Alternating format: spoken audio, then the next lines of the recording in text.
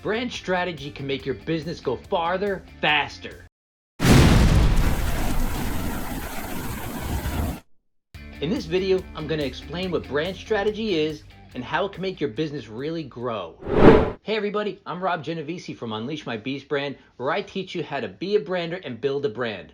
I want to thank everybody in the subscriber community for being a part of what we're achieving here. And if you're not yet a subscriber, go ahead, hit that subscribe button, ring the bell so you don't miss a single video. I got new ones coming out every Tuesday and Friday.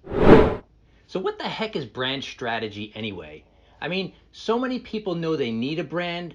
So many people are paying to get a brand. Everybody wants a brand, but what is it really? Well, we know what brand is. You know, it's that experience you get when you get exposed to any type of organization, a company or a person. It's that feeling you get inside. It's comprised of the branding elements like logo, website, tagline, the name of the company, all those elements that come together to actually form the brand. But what is this part called brand strategy? I mean, if you were going to develop a brand, don't you need a strategy? So in order to really develop a brand, you have to develop brand strategy. Now there's many steps that make up brand strategy, but I'm just going to give you a basic overview so you can get an understanding of what it really is. Number one, you've got to identify what makes you unique. Now, this is the really obvious one because that's the reason you want a brand in the first place. You want to be able to separate yourself from the competition.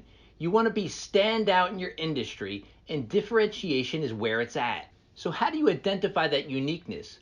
Well, that's all a part of this initial first step in brand strategy. Now, if we were to do a full-on branding with our company, we would sit down with you for a couple of hours, get into an intense Q&A session, a breakthrough session that's going to get to the heart of what makes your brand unique. Couple of tips. It's not customer service, years in business, the fact that you care, or any of that nonsense. None of that really matters. The reason it doesn't matter is because everybody does that. And because everybody does that, the customer expects it. So those are not unique. Something that really makes you unique. For instance, if you're a fitness trainer, chances are you can work with anybody. It doesn't matter if they're male, female, teenagers, the overweight, the underweight, the weak, the strong. You can help anybody reach their goals because everybody has different goals. But as a fitness trainer, what's going to separate you from everybody else? Here's one way to do it. Take one particular client who is a client that knows other clients just like them. A client that has a very specific situation that you can help them with. Brides. Be the fitness trainer who specifically helps brides and the bridal party. If you package and brand yourself this way, you will become the expert in that particular niche. Word will get around so fast that you are the expert bridal fitness trainer. Every bride and her party in your region will come to you because they know that you're going to be the one who can get the job done. Now that's unique. Step two, identify that ideal client. Like in the example with the fitness trainer, maybe your ideal client would be that bride and bridal party, but it doesn't have to be because that's what makes you unique. That's a niche. But identifying that ideal client is comprised of, first, 4 different things. Number 1, they have to pay your fee. Sounds obvious. Number 2, they have to value your expertise. 3, they have to get a successful result. And number 4, they have to refer you to other people. That's the ideal client. Now that's a basic framework and everybody wants that as an ideal client, but you've got to take it a little step further and find out maybe who are some of the clients you've had in the past that you've served that have been happy with your services, that have paid you, that valued your expertise, that had all these things, but maybe they had a couple of extra criteria that made them ideal.